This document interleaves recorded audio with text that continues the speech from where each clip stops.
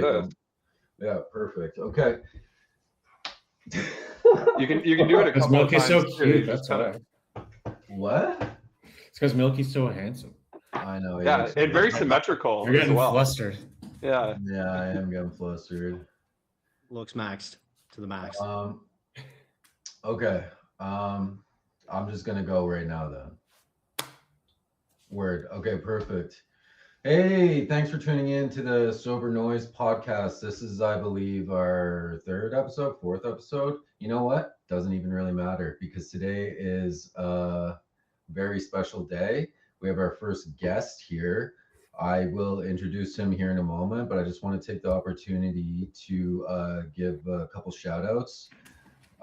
So first off, first shout out would be to the Father, Son, and Holy Spirit for blessing us all with a new shot at life and sobriety. Next off, big shout out to our supporters, and next, our haters as well. Thank you for tuning in, taking time out of your day to watch us in our day. Eh? So with all that being said, this is Milky. He is our first guest. I have known Milky for longer than Stephen Whalen, actually, since I think it was 2012. I think it was 2012 when It might have been, man, it could have been 2010. I think, yeah, it was a fucking long time ago, but it was technically the first show I ever booked. And it was at a, like, it was like a jam space, in like, sort of like a warehouse in Kingston. And it was like this last minute show. I remember it was Clitoris and Skynet, right? I forget who else was on the tour. Was it just you guys? I think there might have been local opener. So Yeah, there was local. Yeah, I'll do it for sure. We're gonna talk about that big time. But I, yeah, I do remember. Yeah, I think it was just, it was Blake and Donnie's band Skynet. Yeah. And then Clitoris. Love Yeah, those guys. I'm pretty sure it was cross country. That's when they got into a big accident too, right? I'm pretty sure. So I believe the big accident happened after the Eli Poor tour that we did with them, where we went out east. Okay. Yeah, Yeah, they carried on and hit a semi or something, and it was crazy. Right. Yeah, dude, for sure. I remember that. I'm just trying to put the like the timeline together. But yeah, so this show technically was my first show, and it was like the date got canceled at the venue in Kingston. The promoter flopped, and I think it was Blake who posted like a status on Facebook, and me and a couple buddies like came together and we orchestrated this. And let me tell you, it was fucking insane, dude. Like it was fucking like I got like, if I were to participate in the degeneracy and debauchery that I was doing then, I would die 100%, dude. 100%. The show was fucking sick. And I remember like we bought like a bunch of cases of like PBR, and I was like selling them, like fucking selling booze to buy cocaine so we could have cocaine after, like, dude. Yeah. And then the guy's place that we stayed at, I don't know if it was like storming or something, but the power went out. I remember that. If I can recall through my haze trying to go buy cigarettes, I walked by where it was a car had hit the hydro pole and knocked the power out. Oh, it was raining though. I don't fucking remember. It was raining.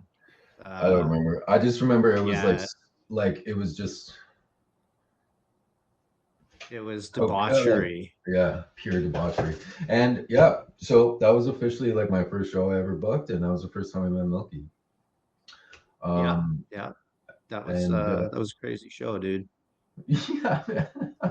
Hey, Milky, do you I mean- remember those Stittsville shows? Uh, not really. Or is that, I know, Which I guess we only had you out once, maybe. was that at like the Legion? Yeah, the Lions Hall. Oh, so that's early Clint, dude. That's when we still had Yeah, Derek in the band. yeah. Yeah, I do recall kind of. I was like drunk as like every other time. I was super hammered drunk. Yeah. I think we were eating Burger King. I don't remember playing the show. Like I don't remember playing probably half the shows I've played. I've been on stage for, and Fair. like yeah, there's people walk up to me now and like they know me, but I don't remember them, and I feel really bad about it because it's like we clearly like sat there and talked for who knows how long, but like zero recollection because I was such a fucking lazy ace, man. Like just out there. And like, yeah, the show that Rob did in Kingston was bananas, man. Like Nice. we were already completely lit up before we even went on. And I remember things got crazy because basically before we went on, we went to our merch table and chopped a bunch of lines. Everyone's watching us do this, and we all railed a line each, and then we started our set, and it was fucking Yeah. mental, man. Yeah, I Shit actually flying vaguely, everywhere, and like it was I, fucked. And then yeah, the after party where the power went out, we're sitting there in the dark, just railing lines off this, this guy's stove in the dark by candlelight. yeah, till at least like seven, Yeah. 8 in the morning. Yeah, it was crazy. And yeah, at some point I stumbled out of there because I'm like, I need more darts, and like did not find the darts. I wandered around. I somehow found my way back, which I find remarkable because I don't know how I got to where I was, and I don't know how I got back, man. Dude, That's the way it was, though. That's yeah, dude, I know. I think we can all relate. And Yeah, dude, like I think we can all relate to having strangers come up to us and be like, "Oh, like hey." And you're like, "Dude, like yeah, who the fuck are you, man? Like Yeah, what are you talking about?" 100%. Yeah. Yeah. It doesn't happen as much now for me, but it's odd time, you know. yeah. Um, so today we don't have much of an agenda today. I was thinking we could just kind of free for all it and just give you the opportunity to share like your story, like what got you to realizing. Well, did you realize you needed to make a change in your life, or like how did that come about? Um, so yeah, I mean, near the end there, what was happening was I was blacking out a lot, and so I went from basically drinking at least a six of tall cans every day, up until about 2018, 2019 when my dog passed away. And then I went off the deep end for about 2 weeks and it was really bad. Mhm. And then I kind of like didn't show up to work on the Monday after I was hanging out with my boss on the Sunday. And he's like, "You're not going to be into work tomorrow." And I was like, "Yeah, I will." Definitely was not. So that was the first time I was like, "Okay, I need to stop drinking, dude. This is crazy." So I had quit then the first time. Um, and it kind of stuck for, I don't know, 7 or 8 months. And then I guess kind of COVID happened. And one day I got bored and I kind of slipped back into it. Not quite as extreme, but well, I say that, but now looking back on it, I don't know. I guess it was kind of as extreme. I was uh I was drinking almost every day and indulging pretty heavily in cocaine for sure. Didn't feel Well, good about it. it's like it's like peanut butter and jam, dude. Like, Yeah. yeah. It's bad In stuff, my man. in my experience, like once you introduce cocaine into your drinking, that's it, dude. Mhm. It's like Yeah. it's always gonna be like that. Oh yeah. Uh, Well, anyone who's ever asked me about that drug, I'm like, who's never tried it, I'm like, oh, I guarantee you like it. I'm gonna advise you don't ever try it, but I guarantee you like it. It's just the way that thing yeah, operates, man. yeah. It It's deals with like your chemicals in your brain. the best anxiety you're gonna have ever. It's yeah, it's a really crazy situation, that stuff, man. But Yeah. like, you know, I ended up stopping working for him then, but I was still working my delivery gig. And like I fell back into it, but I kind of dialed it back. I stopped doing the cocaine, and I think in 2019 maybe, or was it later in 2018? I Like can't during remember. COVID or after? I think it was actually, it must have been during. Yeah, Must have been during. So maybe it was 2020 then. I don't gotcha. know. But it was abrupt. I was like, no more of this. No more of this shit, dude. This shit fucking sucks. And I'd quit before. I wasn't on it for years. Um, Mhm. but then like, yeah, I'd gotten kind of back into drinking a bit too much. And what I was doing, especially on the weekends or anytime I had like a day off, is I'd binge the night before. Yeah. And like, you know, fast forward a few years later, I thought it was my appendix was explode. So I went to Almont.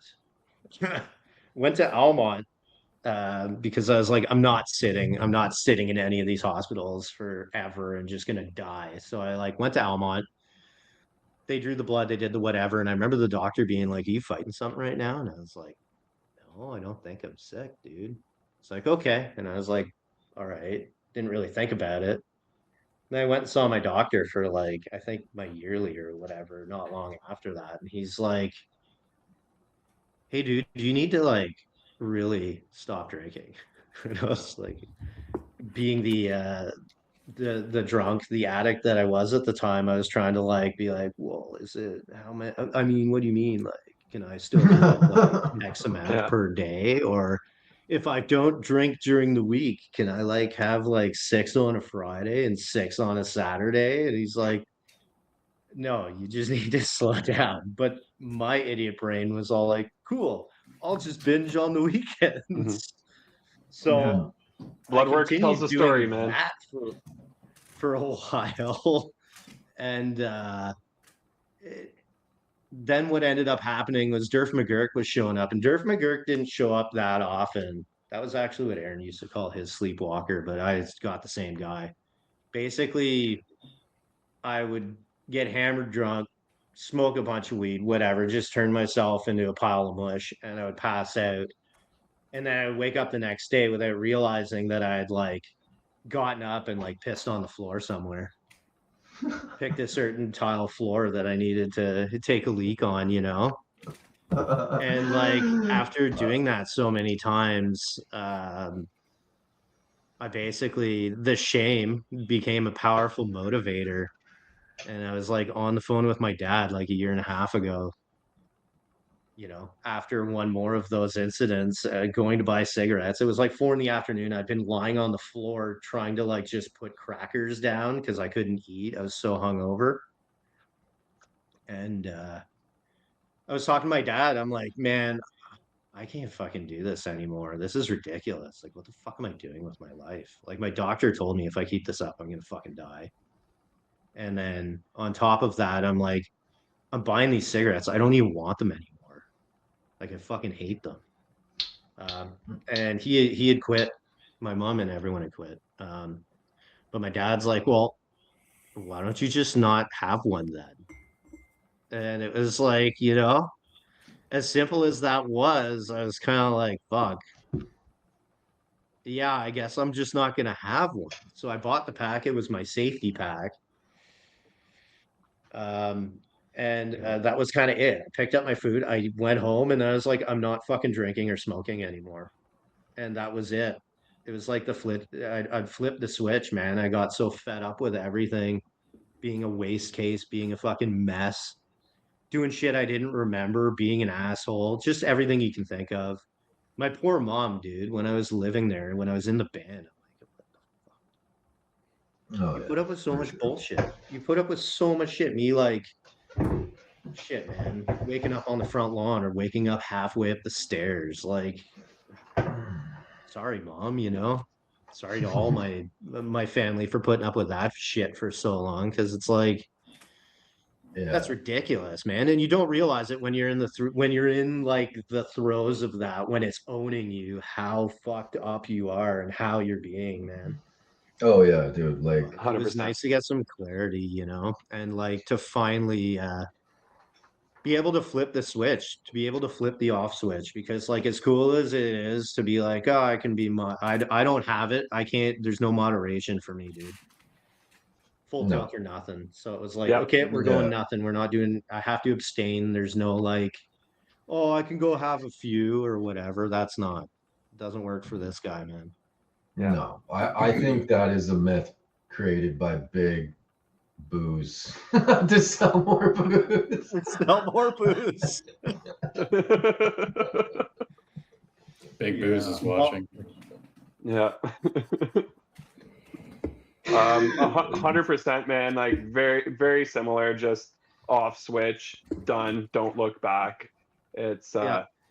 how was the first month, let's say, for you, going through just quitting abruptly?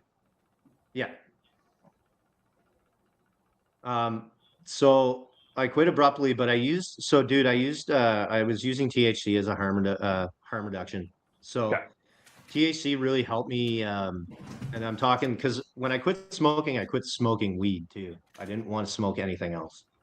Mhm. So what I started doing was taking edibles and using live resin in a vape, and like it worked to a point up until recently where it started having diminishing returns. It just wasn't good anymore because then I just became a ball of anxiety all the time. And it was like, Yeah. okay, this is no longer working either. So now I've completely stopped that too. Yeah. Um, but harm Yo, reduction, man, that's using punk rock. something, you know, that's not hurting you like that to kind of get you away from the really bad thing is totally okay in my book, man. Yeah, dude, I said this in earlier episodes. Like, well, I'm pretty sure we've all done the cannabis route, the sober fluid route, as I like to call Mhm. it. Mhm. Like, I don't know I'd be here today if I didn't, like, Mhm. I think cannabis, this is what I said. I think cannabis is a wonderful harm reduction approach, especially for alcoholics. Like, for me, man, like, I had like this shit going on, you know what I mean? Oh Like, yeah, I was um they gave me I forget it was like a benzo, and I was like, dude, like, you can't give me a lot of these, you know what I mean? Like, I was real with myself and the nurses that were Mhm. taking care of me when I was hospitalized. I was like this has to be like a only for fucking like withdrawal, and so that with cannabis, yeah, it helped me, but it got to a point where, dude, I was using cannabis for the first 2 years, and then, like, dude, it was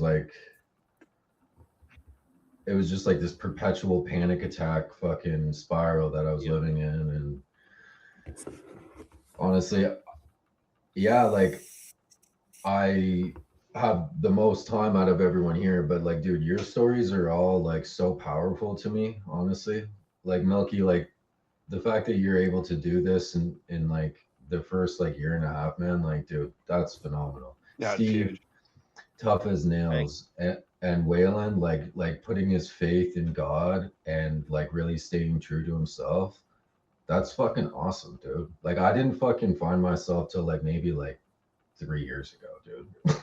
So I'm kind of envious of all of you, and I also think it's kind of beautiful that there's not like a one size fits all type of approach here. That's like that's like really the emphasis of this project was to kind of share with people that we've all gotten success in sobriety with our own, like, going through it our own way. You know what I mean? Sorry, I'm fucking exhausted and I'm not going to make sense very well. So I'm trying my best, good. but Dude, you're killing it. You're good, man. no, like I'm a little bit more. I stayed up way fucking past my bedtime last night. I'm just like dust. Me too, man. I hear you. I hear you. And I'm realizing, like, they called back Montreal's second goal, and now Tampa's up 2-1 all of a sudden. Like, this is fucking. sorry. This is. Frank. Désolé.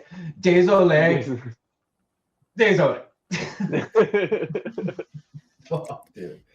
I worked door and coat check for a jazz show last night, and Yeah, that was fun. It was fun, but yeah, I left with like $40.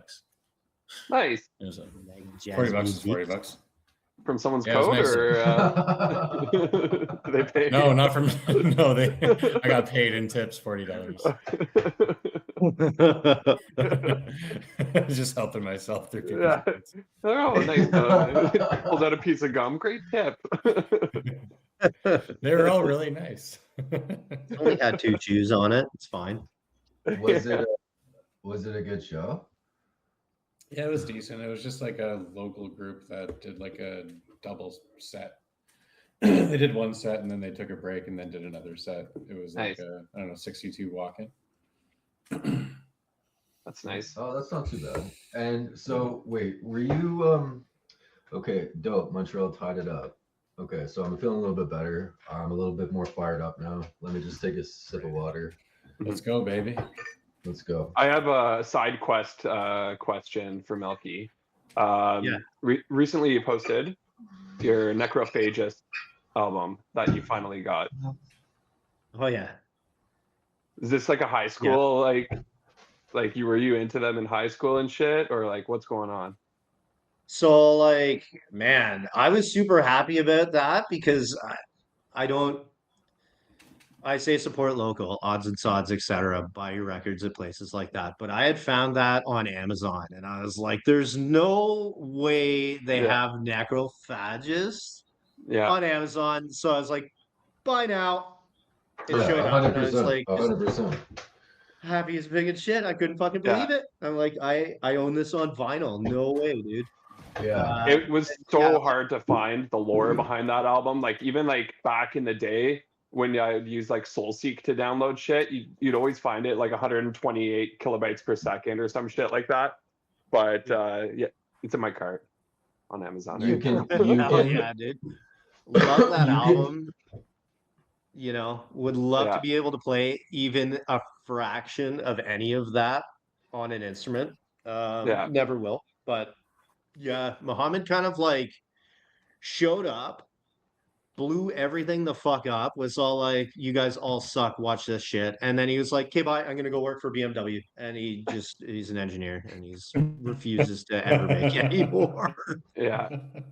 And he's got Yeah, a follow-up, like on a hard drive somewhere. Yeah, apparently this exists. There's lore about that. I don't know if it'll ever see the light of day though. I don't know. It was Necrophagist was huge for me like back in like 2007, 2008.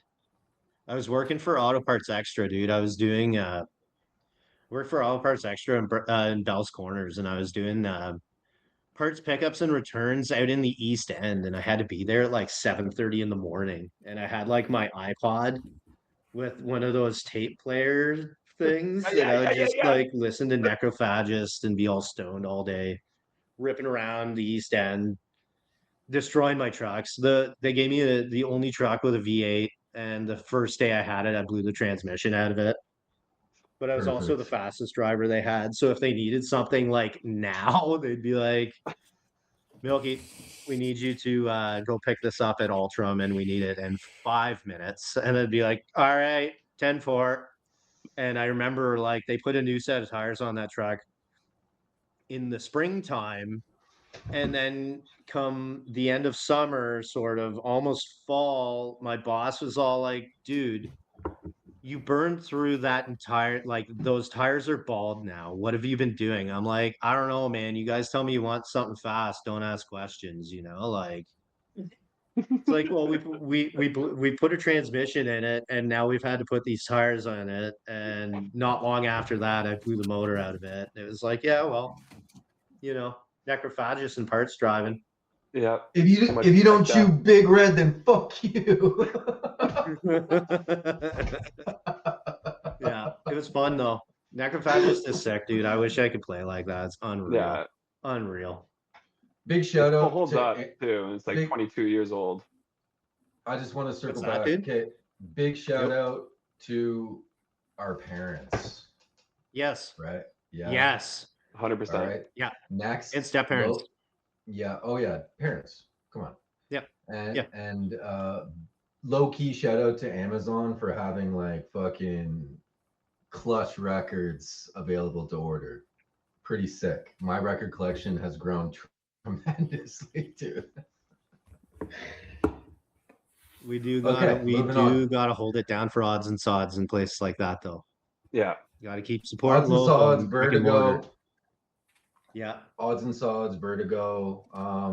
There's another place on Bank Street that I've been to a couple times. But yeah, odds and sods for sure. Like they're gems there. I love them a lot. Yeah, they're awesome. Awesome stuff too.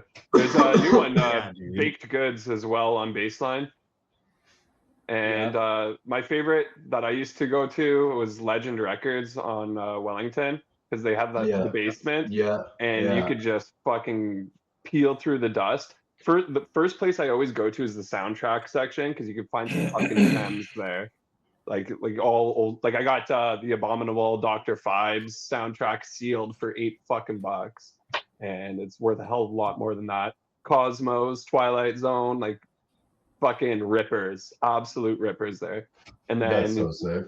Work your way to, like, you could spend a whole day in their fucking dusty ass basement. I know exactly. Yeah, I got my Blind Willie Johnson record from there. Like, do you know what that is? No. Yeah. Waylon does, dude. I know he does. Yeah. Yeah, dude. That's like my favorite record store I ever went to. Sorry to interrupt. No, go ahead. Was in Cambridge, Massachusetts at Armageddon Records.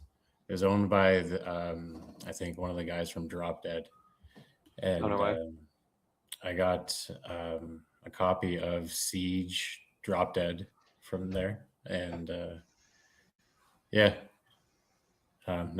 was my record store story. Hell yeah. Sick. That's so sick. I think I got I went to, in Seattle, I went to a record store and I got this. It's a framed picture of Stephen Hawking. That's amazing. And Yeah. this guy is laughing at him. I remember this. Yeah. And then I always had this. I took it down because he's in the Epps I files. just got this today. But That's fair. So sick. That's you. Of it all. it was always above my toilet. Man, that is what a ridiculous thing to just pull out. That's awesome. I love it. I took it down because he was in the Epstein files. Yeah, that's what a, Yeah. Dude, left that's- field. I don't know how it works, but he's in there. Man, it's crazy how many fucking people are in there, and they're literally like going to burn the world down instead of doing anything about it. It's crazy. Yeah. Take your pants off. Oh my God. Insane, dude. Insane. We are drifting, dude. I love how we just resort to like fucking Just kind of retard.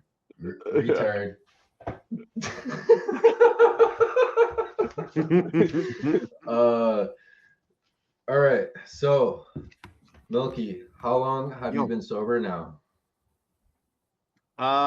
So I was Cali sober for well, I guess so January 11th, 2025 was the day I stopped smoking and drinking.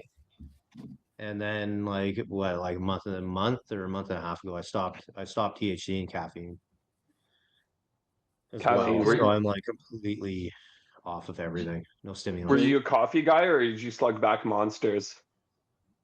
No, I honestly I would have 2 cups of coffee in the morning Hmm. and that was it. But I just found after stopping the THC and like being like, this is not having anxiety and having all this weird mental shit going on because of this is nice. But then I discovered that like downing 2 cups of coffee in the morning was making me like all messed up at work until like noon, and then I'd finally like kind of relax. So then Yeah. I was like, okay, I dialed it back to 1 cup, and it was like I was a mess until about 10:30. So I was like, maybe Yeah. for right now, Yeah. we'll just No. stop with the caffeine too, Yeah. No, get that's myself normal. back to like baseline, and then we'll figure out if I want to start drinking coffee again. I kind of do, but it's too soon right now. I'm gonna let it bake for a bit. You Yeah. know, give it a couple. I had to do the same thing. Like I was drinking. I remember introducing like um, caffeine-free coffee, and it was still kind of giving. Yeah, whatever the fuck. I'm sorry. I'm retarded. Brown right water. now. And it was still giving me like the same effects. It was like giving me heart palpitations, and it was like it was me doing it to myself. But Mhm. regardless, it was just like the thought of drinking coffee was fucking with me. It took me about like eight months, I think, after I quit smoking weed to really Yeah, get it back, I would say. our silly monkey Uh, brains, dude. Like yeah, it's ridiculous. I was like, it there's is. no way caffeine, like whatever. But Oh yeah. and it's Oh not even yeah. like drinking a whole bunch of it. It's even just a little bit is enough to make Mhm. you go like, oh, okay, I'm gonna have a crippling anxiety attack now. Evidently, I have anxiety, so I think that leads into how I was kind of a mess all the time because I was just like numbing myself so hard. I was nerfing myself all the time. Yeah, Mhm. dude. That it's like a very common not trying to minimize like but Yep. like Um, that's like literally all of us. And Yeah. I yeah. would say the majority of people, like I talked about this, like we subconsciously use it like anxiety medicine, you know what I Yeah. mean? Yeah. Like yeah, it's so fucked up. And but the cool thing with sobriety is like like eventually you'll just get more and more comfortable with yourself, and you realize you don't really need it, man. Not at um all, dude. I've actually been noticing that I really like this a lot. I have a lot of yeah, energy. I'm kind of hyper sometimes, but Mhm. whatever. yeah, dude. Uh, We're all super weirdos here, like, and I love it, man. Mhm. I yeah, love it. dude. Okay, so you've been sober. That is your sober date, by the way. I think we can all agree. Mhm. Yeah. How was group So settings after like going to a show? What's that, dude? Like what was group set like how did you feel at like group settings after like going to a show completely dead Um, ass sober? so I honestly didn't. I didn't find it. I didn't have any issues with people. Like I don't have it. People can smoke, they can drink, they can do whatever that they want around me. I don't give a shit. I'm so Yeah. switched off from that. But I did find like the first show I went to, um, pretty much away from the booze would have been. Let me think. It would have been last May. I went to Planet Smashers with my buddy. Mhm. Went to Planet stick. Smashers at Overflow, and it was sick, dude. But like at that point, I had taken probably 20 milligrams, and I was hitting the pen. So there was some anxiety there at first, and I was like sweating a lot. But as the show kind of went on, I kind of like settled into it and it was all right. But like, dude, Cancer Bats, sick. Like it's so much fun. I didn't Yeah. miss any of the agree like too. being a I know. sloppy dude cruising through the friggin' crowd, spilling my beer everywhere, I didn't Yeah. want that or smoking 5 cigarettes back to back outside because I was just Yeah. getting hammered and just needed to basically eat a pack of cigarettes. Yeah. Um, Or like, that's cool, or man. I like, dig it. or, It's good or like you're vibe. outside and you're like fucking like trying to get through the crowd, and then you bump into somebody and then it forces a conversation, and then you're like, oh, we're Yeah. Yeah. like fucking return. Yeah. But yeah, no. Yeah. Steve Whalen and I had a great time at Cancer Bats. We had a great time. Yeah, he's the trash. That was actually my first Ottawa show in probably about 6 fucking years, and well, since going sober, and it like before I would just go to Montreal because there was no risk of running into people that you don't want to talk to or being around people that are like drinking. So I just avoid that. Would go to Montreal. We'd go see some shows there, but this was my first in Ottawa. I felt fucking wonderful the entire time. Overflow is actually like shout out that place. Like it's a pretty fucking good venue. Lots of space. sick. Lots of sick. space. It's super sick. Yeah. Yeah, dude, that was so sick. Yeah. Like I had a great time. But you want to hear something funny? Even I saw Carcass in Montreal. That was sick. Yeah. That's- Yeah. That that's was really Sick, dope. sorry. yeah. So this fucking guy It's like, had me buy the tickets, and then he transferred me the money, and this was the only way he was gonna go. It's like the dumbest fucking just buy your own fucking ticket, dude. Like it's like the same thing, but end result, one of those things. we had a blast. And now I have about 3 or 4 more shows that I'm gonna do the exact same thing with, and like it's gonna be great. My first show that I went to was Norma Jean, and it was fucking Teeth. Like this band plays like every fucking show apparently. But like Shout out. like, oh, you know why? It's because Chris Lemasters, the guitarist, he did this like side project with the vocalist of Norma Jean called 100 Suns or something. I remember them. I saw them in Ottawa. Yeah, they were sick. Yeah. So that's probably how they got linked up with that. Like, dude, Teeth are dope. I just have a bias because like, Straight Reads the Line were fucking amazing. Yeah. And honestly, dude, this is like I'm probably the only one with this opinion, but like my favorite band out of Blake's like 15 fucking bands was probably Modern Miniatures. They were fucking sick, dude. So Oh, I forgot about them. They were sick. It was like, okay, Blake's vocals with like southern type of like a Maylene vibe. Like so dope. Sleazcore. Yeah, dude. My old band opened for them once at Mavericks. Which band? Gillingham.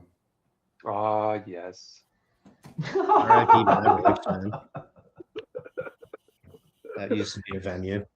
Yeah, that used to be a dope venue, man. Chris, the old owner, does like food trucks now. He just like completely like curveball, boom, like Probably more money in it. Oh, dude, way more money for sure. Yeah. Because this is what happened. Like they turned like the little like entranceway place into like sort of like a food stand, and then he was realizing like, oh, I'm making a shit ton of money doing this, and then was like, fuck this, man. He had me banned from Mavericks for so fucking long.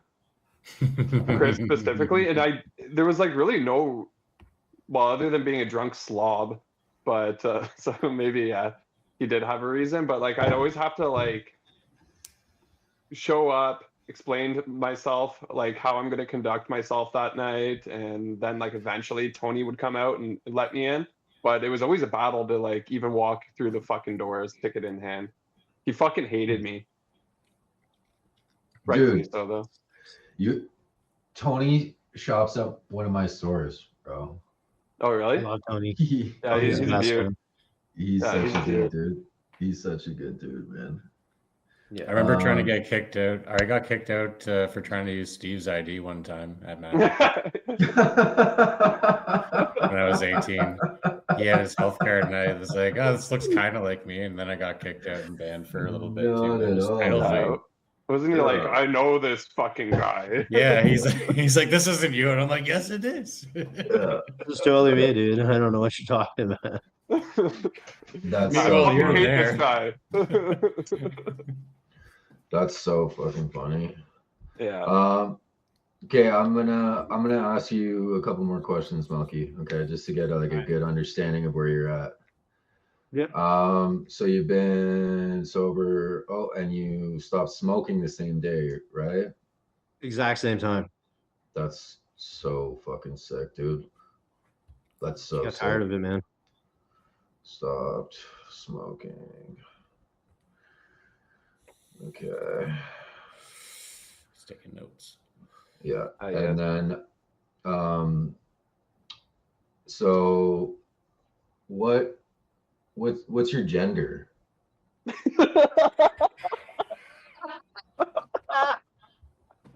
What? Oh man. What? This is a real Oh, question.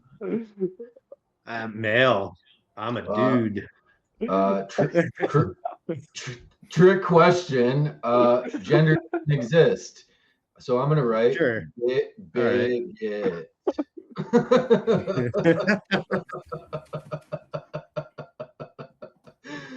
Oh fuck, dude.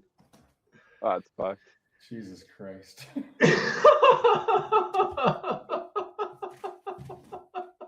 Was not expecting that. You want an open Hormuz or closed That Hormuz? was not a left field. Jesus.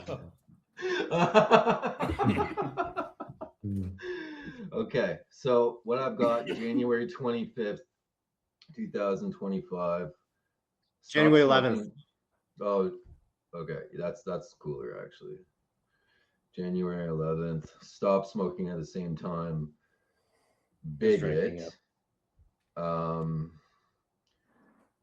I would assume hetero. Yeah. Perfect. Makes sense. All right, cool, man. This is my favorite Misfits album.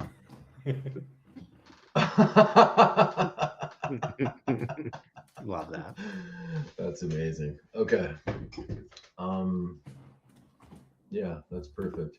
How were I don't know if this is like too personal of a question, but Oh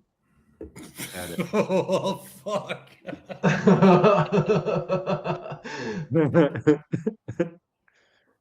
are you circumcised? No, I'm just kidding. Okay, no. Were you in a relationship when you got sober? I guess. Yeah. Yeah. Hindsight, maybe not, but Okay. yeah. Okay. It was part of the motivating factor. But like there's so many reasons, man. So many reasons to stop at that point. Like getting older, didn't want to enter as much as I can't believe it because I'm 27 in my brain, but I didn't want to enter my 40s acting like I was still in my fucking 20s, man. Yeah. You know, just a fucking shitty waste case. Mhm. Yeah. Just like not peak performance.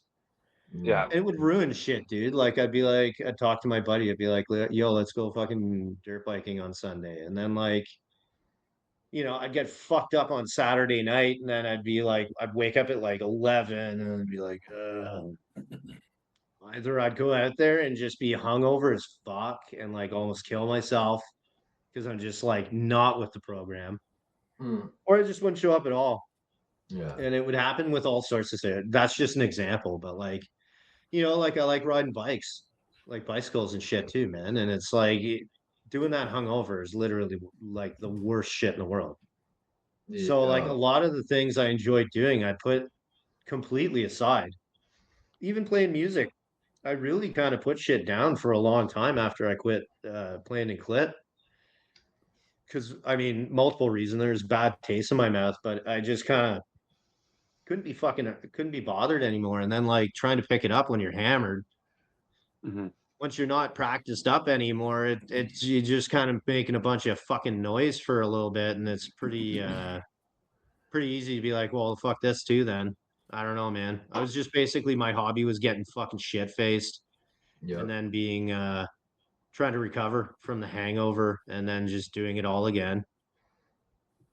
Not Yeah. worth it, man. No. Just it was all motivation to just fucking call it. I really didn't want to go into my 40s wasted, man. Yeah. I didn't feel like there was any longevity there, and like I've lost enough friends through drugs and stuff like that that 100%. weren't able to escape it, you know, that I Yeah. didn't really feel like being a statistic, and I didn't want to do that to my family, my parents and stuff. I feel like they deserved better out of me than that, and I'd kind of wasted enough of my own and their time in particular being a Yeah. fucking idiot. Well, You know, 100%. But I'm still kind of a you fucking idiot, but You and me both, man. I think you're a very intelligent person, and I think you're like incredibly fucking strong, dude. Like people, it's very admirable, man. Honestly, how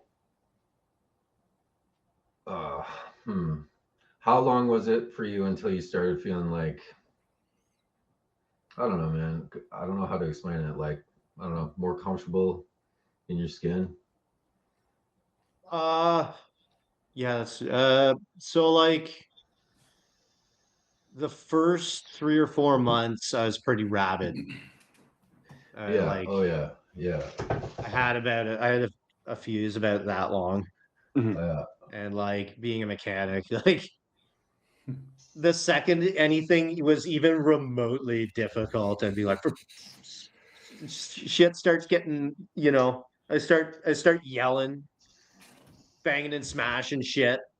But yeah, I'd say like 3 or 4 months things started to kind of level out, man. By spring last year, I'd say, like, I guess around this time, May, I was starting to kind of like level out. Um, then I went through a bunch of other shit at the start of May, and like I had a lot of people being like, don't fall off the wagon. Like they were expecting me to just like completely fucking fall back into it. And that actually kind of pissed me off a little bit Yeah. because it was like, So it was like fuel for you. yeah, it's like they wanted it. It kind of, I don't know if they did. It might have just been the way I was perceiving it, but it just kind of felt like people almost wanted me to fall off the wagon. We can And all that Yep. kind of made relate. it, yeah, 100%. that really made me even more so not want to. Yeah. It's like, yeah, I'm gonna like super fuck all of you then. I'm Yeah. gonna do this shit 100%. And yeah, it ended up, you know, it took. I'm still here, still doing the same thing. I don't even feel like it. I like my Bud Zeros. That's it. Love me some near beer. Yeah. Love me the flavor of beer. I'm one of those people, I guess. Yeah, Um, Hey, Flav, man, nothing wrong with that. Flavor but yeah, Town. yeah, it's good. I don't know. It's cool. It's better than drinking. It's better than drinking like fuck pop and shit. The amount of sugar, dude, you're like 50 milligrams. Like I use, where's my phone? I use this app called Yuka. It was my mom's friend Yeah, I who can't drink that shit anymore. is sick with cancer. They basically, the oncologist was like, here's how you track like what you're eating. Was with using this app. So I started using it and I started paying attention to a lot of things. And like Yeah. this gets a green dot. It's good stuff. Oh, It's wow. basically water, essentially. Wow. It's a long way to drinking water. You know, you could just do this. Yeah. Yeah. but still. It helps. It's a good thing for like I'll go hang out with my neighbor and like he'll have a few drinks and I'll just sit there and drink these, you know. So 100%. Yeah. I it do the allows you to back. kind of be in that social situation still, but you don't have to, you know, partake in the same way. Yeah, Exactly. 100%. To be honest, I have the exact same thing, just not with the like near beers. Like I'm all about the sparkling water. Like to be honest, full disclosure, Oh, yeah. I've drank fucking 3 today already. Like since I've been home from work. And like, dude, it has to be a can. Like it like exactly like how I used to drink, you know? Like it's just what it is, dude. Like that's my thing. I don't buy pop. I drink coffee, water, and fucking sparkling water because I'm a basic man. bitch like that. You know? Love it. Love it. Yeah. Like if I go out to Steve's, like I'll bring like a 6er fucking bubbly. Getting wild out there. Yeah, dude. Yeah. I think Waylon, are you planning a visit in the summer? Might not be in the summer. I'm not sure yet. Things are kind of tight financially, so I gotta really pull up my socks and get my shit together in that aspect. So I don't know if I'll be able to swing it or not, but I'll keep you guys posted if I do. Okay. Yeah. No. I'm sorry to hear that, bro. But dude, I know you'll get through it too. Yeah, life. Yeah. Yeah, and you know we're all here for you, man. Honestly. Yeah. Yeah. I was gonna say, like, dude, like, I know Milky and I were talking about this, like, setting up like a golf thing, because I know Milky and I both like have a serious love-hate relationship with the sport. So I think it would be wonderful to go pay to get pissed off, basically. We can all launch balls into the woods.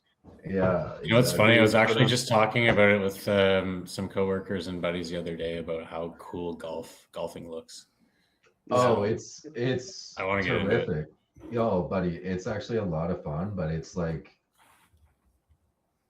the most frustrating game I've It's ever played in my entire life. Yeah. arguably the hardest shit I've ever tried to do. It like Yeah. it can be going so well, and then it's like one shot, and you're like hucking the club off into the bushes. Yeah. Just like you lose yourself. It's like I can't believe I got that angry. Can't believe I got that angry at this I know. little ball that I just. Dude, I get like I'm a pretty vocal person, you know, but when I play golf and I get to a point where I get so mad and heated that I can't even talk. Like I go non-verbal. Like I'm like you know when you get so rattled and you get, or like it happens when you get like super embarrassed and you go get like hot, like your body temperature. Oh yeah. You know what I mean? That's what happens. And then I'm just like, don't even fucking talk to me, dude. Like don't even talk to me because I'm not gonna fucking answer you. Receptive right now. Yeah, no, I go fully autist. Montreal 3-2. Holy fuck, There dude. you are.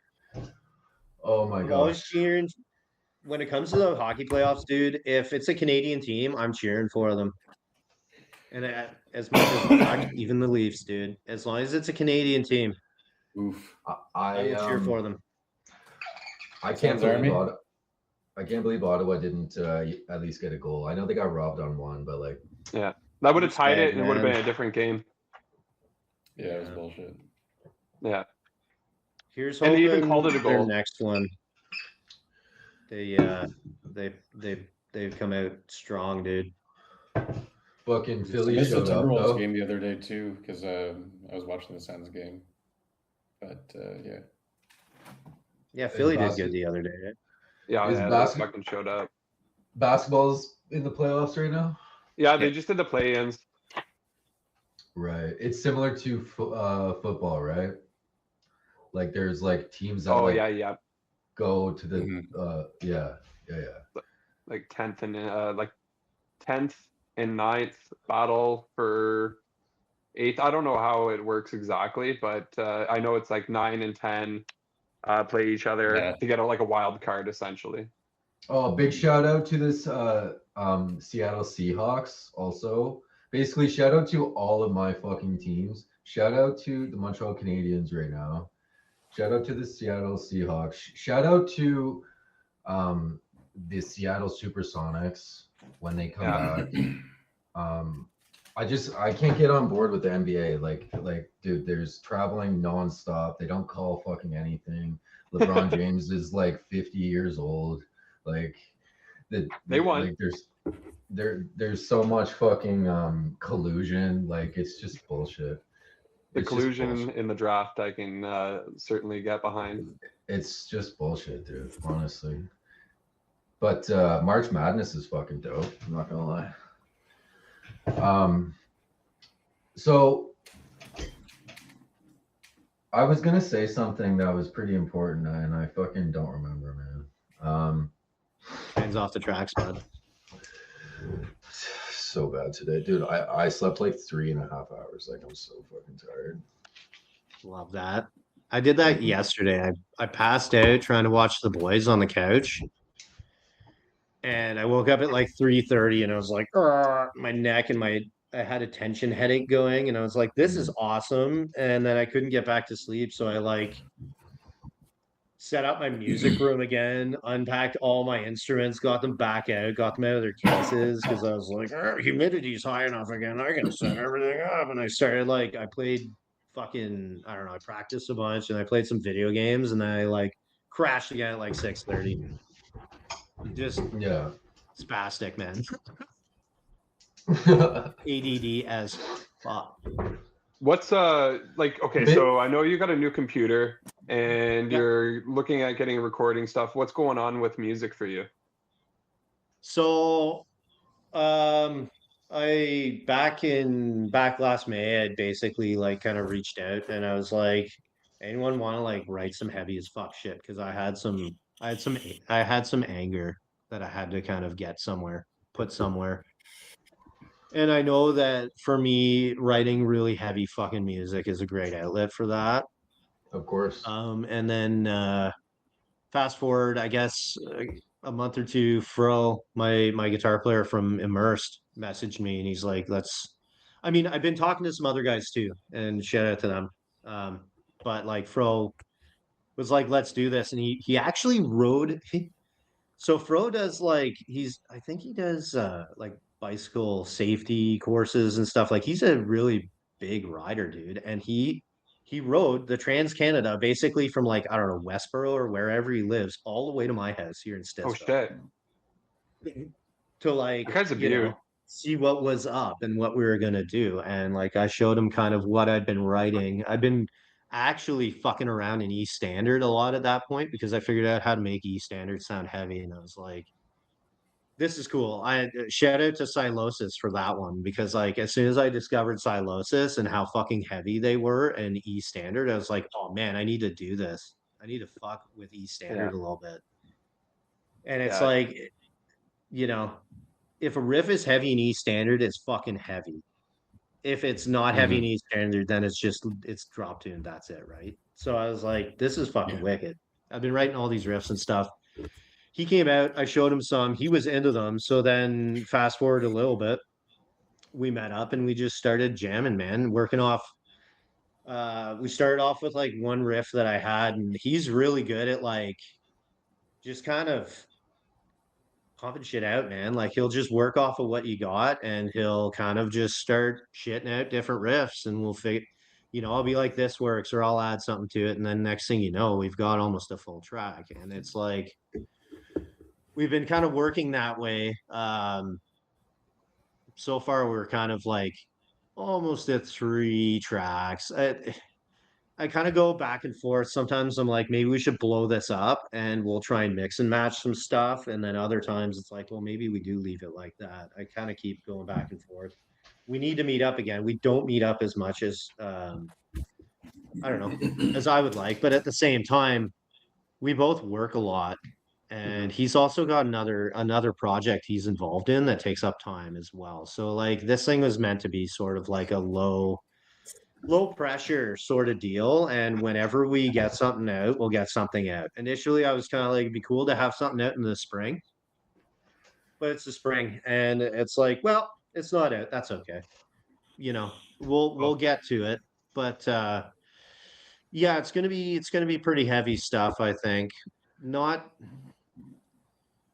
not focus too much on like ultra tactical speed type stuff like what we've been involved in previously, like me and Clit and Immersed, and then him and Immersed. Like we've kind of got the t-shirt.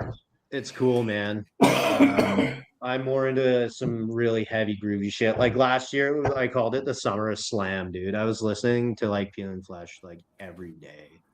Yeah, Like, yeah, dude. Fucking sick. Peeling Flesh, Infectious Jelking, what ingested, like just heavy, Snuffed heavy, on heavy, sight. heavy. Yeah, that's who I was thinking of. dude. Snuffed on sight. Even like Kublai Khan. Yep. Kublai Khan really I would say Kublai Khan is the one that sent me off in that direction. They're got so their, fucking good, dude. They're like It's ridiculously just unbelievably fucking heavy, dude. And I was like, Yeah. this is where I want to be. Yeah, they're one of my girlfriend's That's where I favorite want to be. bands. I don't care about noodles. I don't fucking care anymore, man. None of that shit fucking matters to me. And it's all whatever, subjective. I still Yeah. love death metal and stuff Mhm. like that. I'm not fucking interested in writing anything like that anymore. It's a young man's sport, that. No doubt. Yeah. Well, I think a lot of for any of the people tuning in who are, fresh into sobriety or wanting to get sober or anything, is there anything that you could share? You have to like 100% commit to doing it, dude. You can't like half in, half out. You got to Yep. want to do it. If you don't want to do it, it's not going to stick. Yup. That's from my personal experience, because I tried multiple times with cigarettes, with booze. Drugs was easier, I think, because it was just so dirty and gross. It was easy to just be like, get that fucking shit away from me. Mm-hmm. But yeah, you got to really want to do it, man. You can't just kind of like, you can't just don't fucking bullshit yourself about it. Like be fucking 100%. real with yourself. With Be like, yourself. I have a fucking problem. Yep. Am I gonna deal with it, or am I gonna fucking drink myself to death, or fucking do the drugs to the death, or whatever? You Yep. have to want to do it, 100%, and you got to commit to that. Yeah. Treat it like a light switch. You just got to switch it off, and then you just got to be like, okay, Yeah, move dude. forward. And if you want to, if it's time, it'll be easy enough to do it that way. That's how I found it. For me, it was like, fuck, the light switch went. I flicked the switch after failing so many times, and like finally getting in the headspace where it's like, no, fuck this. I'm done with this bullshit. I'm done with being owned by this fucking garbage that is literally doing nothing for me. Mhm. It's not serving me. It's literally, I can't think of a single positive thing that, like, I mean, yeah, I had some fun times and stuff, but in terms of Yeah. like your health, Yeah. in terms of like your relationships with people and shit, it's not terribly No. positive, man. There's not a No, lot of no. positive to come out of partying No. that hard. No. No, it's not a good no, thing. absolutely. Everything is more authentic. You're more real with yourself. You can look at yourself in the mirror naturally. You'll become more healthier. Here is a huge like a low-key blessing in sobriety is your bowel movements. Your poops, phenomenal. Depending on depending on like what drugs you were doing or what you were drinking, blah blah blah blah blah. Diarrhea is a huge part of that lifestyle. Yeah. Very Billy fixated on Rubin. poop. It's straight bile. It's not good. It's your liver not processing fucking alcohol fast Yeah. enough. Yep. And that's why you shit Billy Rubin. Bye. But yeah, it's a low-key blessing just having, healthy BMs, being healthy, feeling healthy, waking up, not feeling hungover, fucking, you know what I mean? Like like your skin looks better. You everything's better. You just feel better. You have a better aura. You're better with people. You're more pleasant. You're more pleasant with yourself. You know, life is a beautiful gift, and Yeah, it's a blessing that we got out of it, dude. yeah. We made it, guys. Yeah, dude. Woo! One day, We did it. one day at a time for the rest of our Yeah. lives. 100%. You know, it's a Hundo beat. blessing. Is there anything else you want to share or anything? We got some really good answers out of him. Yeah. Yeah, if there's if you guys have any questions about anything, I'm kind of open book. Like I'll be honest about whatever, you know. I got one question, I guess, for you. I know we're Yeah, kind of pushing it a bit here, but is there anything like a piece of art or like a book or a movie that really stuck out to you in early sobriety that like was a big motivator for you? Oh, movie. Actually, the series Loudermilk, dude. That's a Louder good. Milk. That's a great show. Good. Yeah, it's great. Yeah, Great show. that stuck out to me because even the first like scene when he's like going to the coffee shop and like the lady's kind of shitty to him, walking it like she didn't say thanks to her, they're holding the door or whatever. I'm like, holy fuck, I am that guy. I am Yeah. Loudermilk. Yeah, yeah. Yeah, We're all- I'd say that show was We are Loudermilk. pretty motivating actually. The way he like the way it's portrayed and just that entire show, the way it's portrayed through that show is very I don't know, it's pretty fucking accurate in a lot of ways, Yeah, man. 100%. It's also hilarious. Like I think it was the third episode where it shows the dude talking about like everything flying around in circles and shit. But it's him dealing with cops because he just got pulled over, being fucking DUI or whatever. He fell off the wagon, but he was I can't remember what he was describing. But yeah, It's a good love show. that show. That would be the show. Everyone watch that and maybe it'll help with your motivations. Yeah, I've got it. I didn't know it was Fuck yeah. guys that did Dumb and Dumber, the Farrelly brothers. I did not know that Really? either. Yeah, That's who did that? yeah. Well, that's why I liked it because I fucking loved the first Dumb and Dumber. So Like good. quoted almost every fucking day. Oh yeah. Every fucking day. Fucking hilarious. Samsonite. You mean you didn't love the second one? No, man.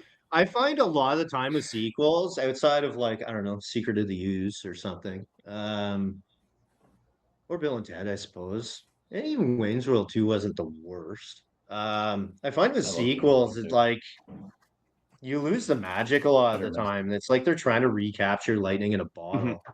Yeah. You know what? You get Beetlejuice 2 was pretty good, actually. It wasn't bad, actually. I'll wasn't give bad. it that. It like wasn't obviously wasn't the first, but like it was pretty good. It was acceptable. Yeah. Like you can count it in the like Beetlejuice has 2 movies. Is like instead of like, you know, there's Yeah. only one Dumb and Dumber. But Yeah. Beetlejuice has 2 movies for sure. I mean, Toy Story, Shrek. There's exceptions to the rule. Terminator 2. Yeah, Terminator 2. yeah, Perfect. You know? for sure. I would argue that's better than the first movie. Yeah. Yeah. Waylon's just like itching to be like, yeah, so my favorite movie's Gummo.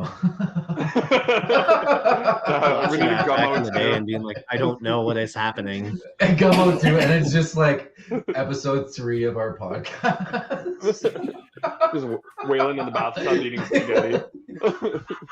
Directed by Harmony Korine.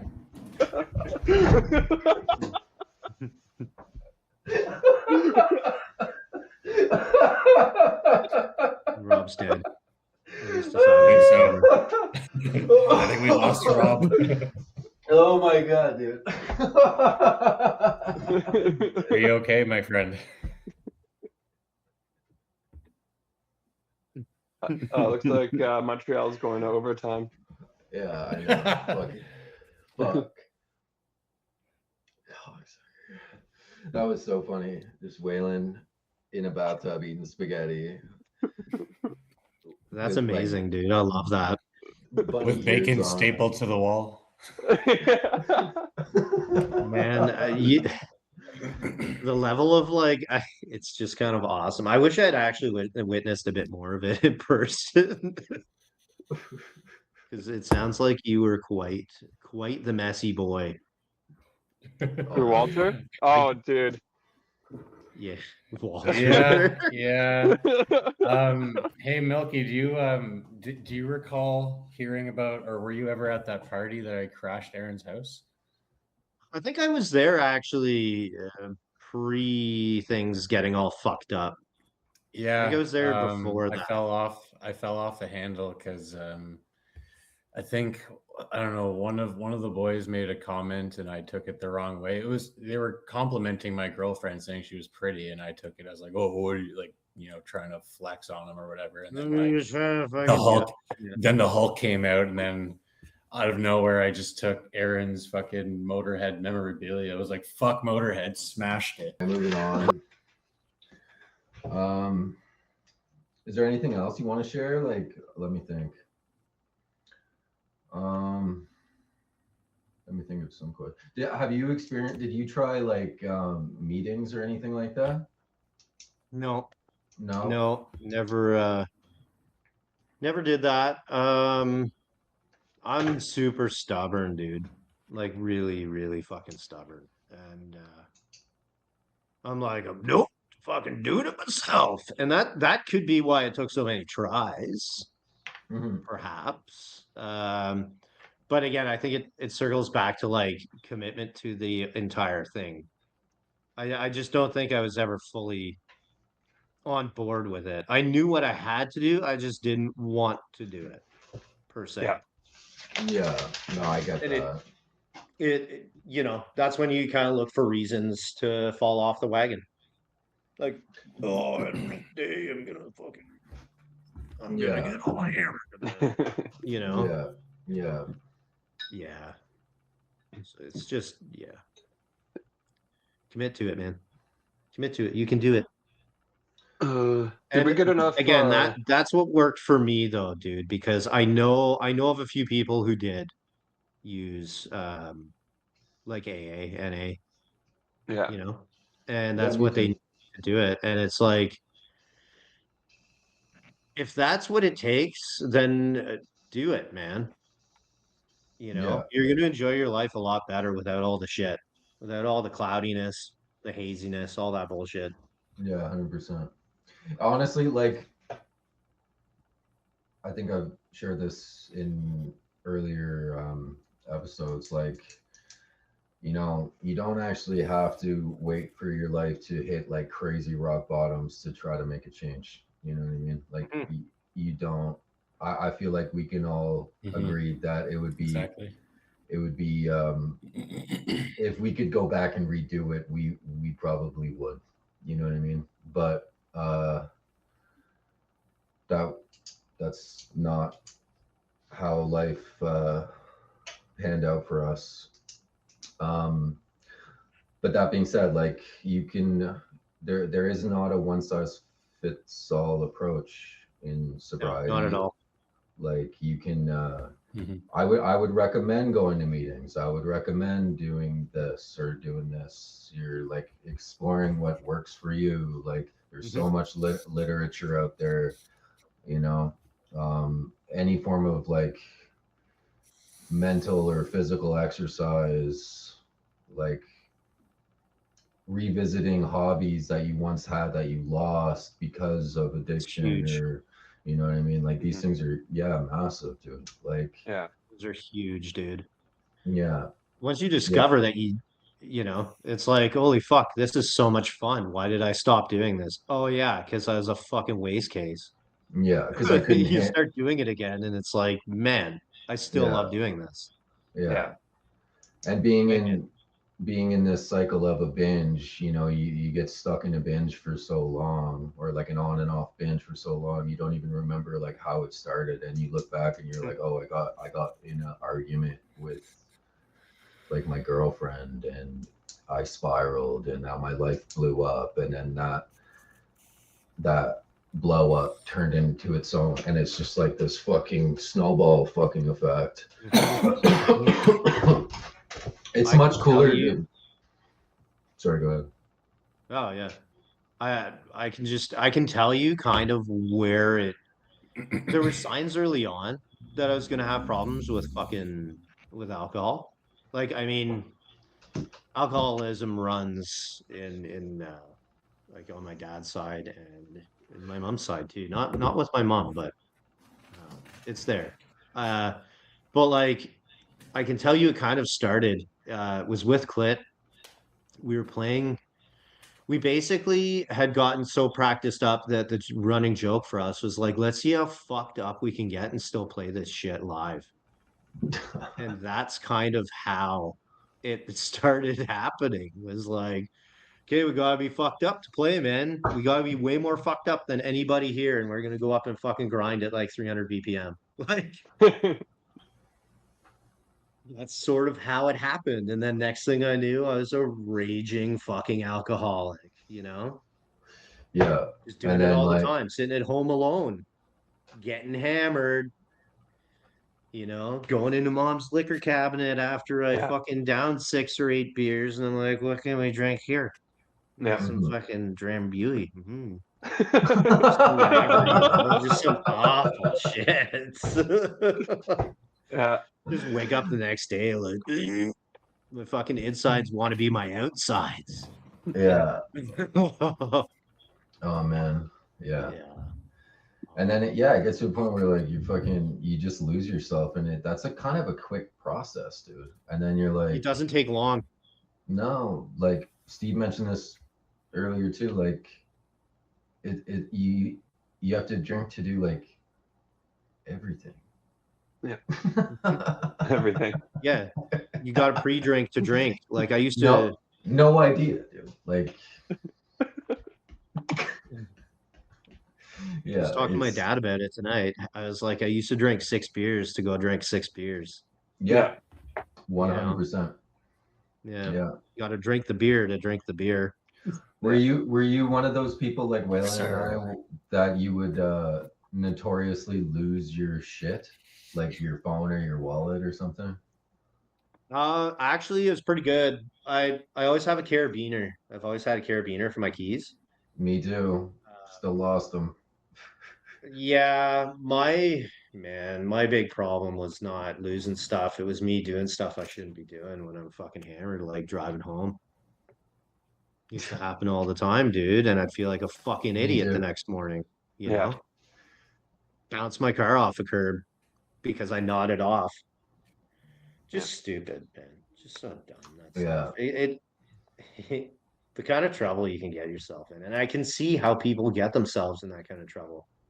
Oh, it's so easy. You see it on reels and shit all the time, man. Like it's people so they're fucking out of their heads. Yeah. You know? It's scary. It's scary. I feel like alcohol should not be as accessible as it is, to be honest with you. I think it's one of the most fucking ruthless drugs out there. Really. It really changes people. You know what I mean? Like you don't see like a fucking fentanyl fucking addict like be as aggressive as like a fucking wasted dude. You know what I mean? They're just like, man, you know I would argue alcohol is the gateway drug. Weed is not the gateway drug. Yeah. Oh, for sure. Alcohol is the gateway drug. Sure. Alcohol. 100%, dude. Yeah. Alcohol, 100. You're just like, what's that? You just fucking do it. And you're like, what was that thing I just put in my face? Yeah. Oh, what? Okay. And then you end up going into space for 8 hours or whatever. Yeah, you're like, wait, that's you know, that's ketamine. That's ketamine. And it's like it's ketamine celebrated. Like it's like for the booze part, it's celebrated. Like you even said yourself, like, oh, my boss bet that I won't even make it into work tomorrow. Like it's kind of like a lot of people will be half joking or like, you had a great time last night, shit like that. Like yeah, exactly. Yeah. And it just eggs you on a bit. It is. It's such a socially accepted thing when in reality it should be looked at a bit more cautiously, I would say. Yeah, Yeah. prohibition. Bring back prohibition. Yeah, Well, yeah, we know that doesn't work, but like it should definitely be handled differently, I think.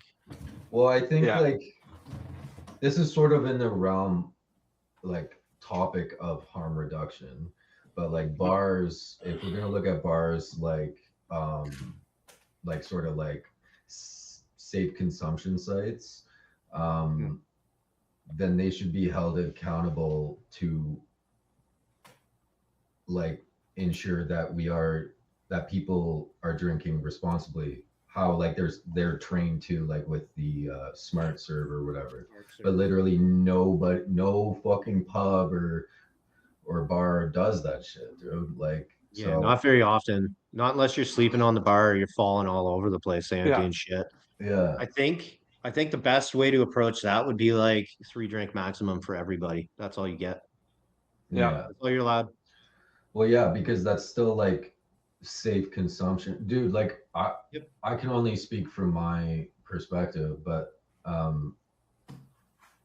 like I remember just walking into the market, it would be like triggering, and I would kind of like black out, and I would be at the laugh or the dom or something, and like all of a sudden I'm fucking having a pint, and then next thing I know I'm grabbing like a half gram, and like, dude, like I would have to like just not be downtown at all.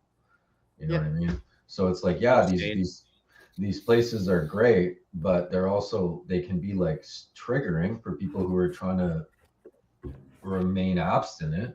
Yeah, it's great like that they're like safe consumption sites, but like I would argue like they kind of it's like a double-edged sword, bro. You know what I mean? Because like I would a lot of the time I would go have a couple drinks. I would try to preserve my money, so I'd be like, if I'm out of here, I got my drugs. I'm gonna go grab like a 12-pack, go home, drink these, do the drugs, and be as fucked up as I can. You know what I mean? Like, but it all started with that one fucking drink. Yeah, it's all it takes, dude. I don't know. That's just my experience. Now there is a degree of personal It's a responsibility. sensitive topic, for sure, dude. Absolutely. Yeah. You have to recognize that you are being triggered by it as well. I think like it's cool that they have a lot of these places now have options like a Bud Zero or something where you can go in there and you can meet up with your friends who still drink and whatever and still kind of hang out and whatever if that's your thing. I mean, I personally can't hang around drunk people for very long anymore. They make me fucking crazy. I just can't do it. It's just annoying. It's not triggering for me. It's just annoying as fuck. Yeah. And I can still love the people. It's just like, I'll talk to you when you're not hammered anymore, man. It's a bit much. It can be a bit much sometimes. You know, but like, I think the approach, I think that 3 drink maximum would be a great idea of handling it. If they want to take alcohol seriously and like realize that it's not really as fucking harmless or whatever. And we all kind of know that. Like everyone knows that. How much like fuck since the beginning of time, they've known that alcohol causes people to act pretty fucking irrationally, man. Yeah. So it's like maybe limiting as not necessarily like when you go to a beer store or LCBO or something, but I'm talking about like if you go to a bar, maybe 3 drink maximum. It should be the kind of the vibe. Yeah, Bars wouldn't be able to make as much fucking money, love I that guess. though. But yeah, I think it's like absolutely wild that like you can just go to a corner store and fucking that should have never been a thing, dude.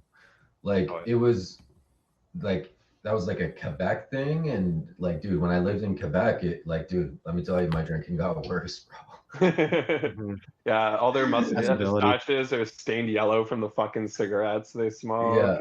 Yeah. Like, I don't know, dude. I don't know if I would have been able to do it in Ontario if it was set up the way it is now. And then like all like the delivery services, that wasn't crazy. That wasn't a thing when I fucking so yeah, man. Honestly, props to you, brother. Like, yeah, huge. You you just made a choice and you stuck with it. Shame's a And, powerful motivator. You know what it is? It absolutely is. Yes. Yeah. 100%. You know, we've all experienced the shame Yeah. big time. I would like to crawl out of my skin and be someone else now. Yeah. Yeah. It's good though, Yeah. man. We all ended up on the right side of things. Yeah. Sure. You know, Absolutely. proper motivations. Yeah. Yeah, and fuck the haters that were like, "Oh, you won't even last a week sober," and you're right Yeah, back. I Like, fucking fuck hate them. that shit, man. Yeah, Yeah. that was huge. Like, it was hard to mute it, but like, so many fucking people were like, "Oh, you'll be drinking next week, and we're gonna be having a great time and shit like that." Like, fuck off. Try to do something, you know? Yeah. Yeah, I'm trying to do something positive for myself. You can fucking continue doing whatever the fuck you're doing, but this shit ain't good for me. Yeah, it's good to turn that around as a motivation too, dude. Like Yeah, stubbornly be like, no, man, actually, fuck you. yeah, You know, I'm gonna succeed. I'm gonna push to succeed even more now because like you're fueling the fire now. You're yeah, making me want to succeed that much more. Yeah. yeah. Mhm. Yeah, I'm with that, dude. You seem to Turn it be around, make it Yes. something positive. you seem to be doing really well, man, and really, really Thanks. proud of you, Thanks, man. guys. Yeah, It's huge. cool coming on here, man. Talking to you guys about this shit. Yeah, any fucking Dude. time, dude. Yeah, you're welcome on any time. Like appreciate you, dude. You like reached out to us. That's so sick. Yeah, Yeah, I was like, fuck yeah. If you guys want, if you guys wanted a guest on there, man, I'm down. Yeah. Because it's no, cool it's- watching you guys do it, and I'm like, hey, Dude, man, thank you guys. I can relate with you guys, Thank you so Yeah. much, brother. Okay, and you I want- like you it. I wanna- like this whole pod. This whole thing's wicked, man. There needs to be more stuff like this going on because there's so much like bullshit. it's so cliche, so much toxic shit like Yeah. in terms of podcasts and whatever floating out there, all this fucking garbage filling people's heads with shit. Yeah. It's like doing something like this that's positive, and it's like it's showing that there is life outside of all that garbage, man, all the negativity, all the fucking stuff that goes along with like addiction and what have you. It's fucking wicked.